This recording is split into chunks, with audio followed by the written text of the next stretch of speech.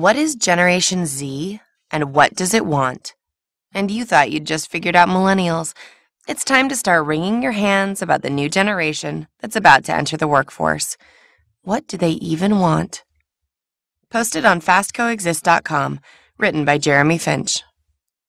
Poor Generation Z.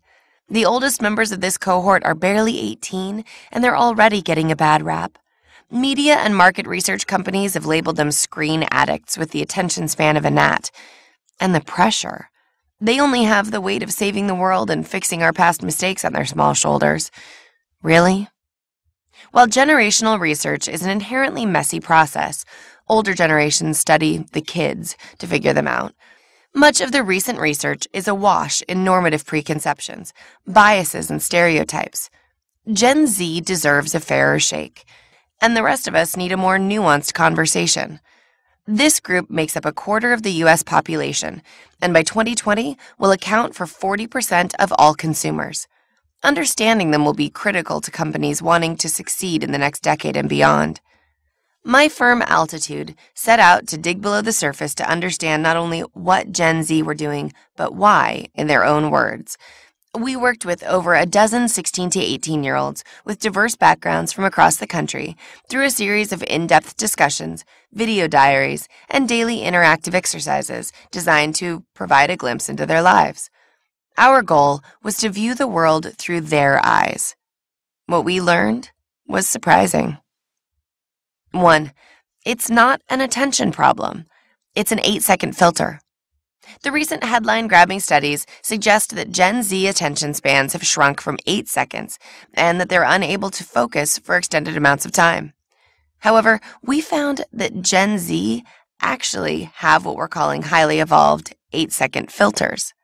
They've grown up in a world where their options are limitless, but their time is not.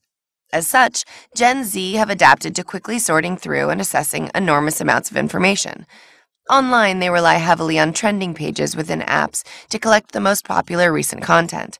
They also turn to trusted curators, such as Phil DeFranco and Bethany Moda, to locate the most relevant information and entertainment. These tools help Gen Z shrink their potential option set down to a more manageable size. Once something has demonstrated attention-worthiness, Gen Z can become intensely committed and focused. They've come of age with an internet that's allowed them to go deep on any topic of their choosing and learn from like-minded fans. Marcus, a 17-year-old from Connecticut, spent years exploring the corners of vintage sneaker culture online, eventually becoming somewhat of a sneakerhead. During this freshman year at college, he realized he could leverage this knowledge and started a side business flipping rare shoes. Gen Z have a carefully tuned radar for being sold to, and a limited amount of time and energy to spend assessing whether something's worth their time. Getting past these filters and winning Gen Z's attention will mean providing them with engaging and immediately beneficial experiences. One-way messaging alone will likely get drowned out in the noise.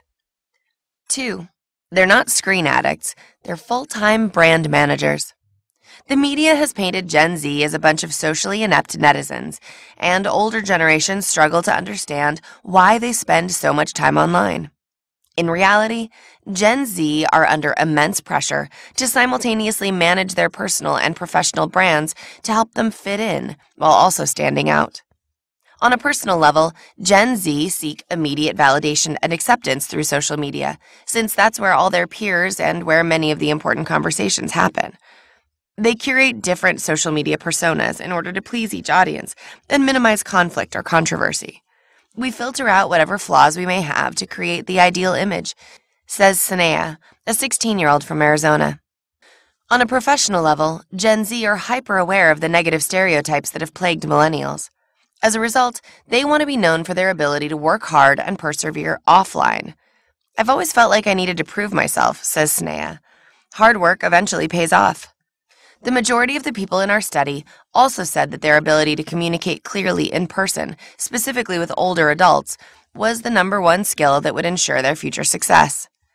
I need to be able to look adults in the eye, give them a firm handshake, and ask them how they're doing, says Liam. Between these two forces, Gen Z feel torn. They need social media to build their personal brands, but resist being defined by it. They seek social validation and inclusion, but are looking to differentiate themselves professionally. Companies that understand this tension will provide Gen Z the tools they need to reconcile and better manage their professional and personal brands. 3.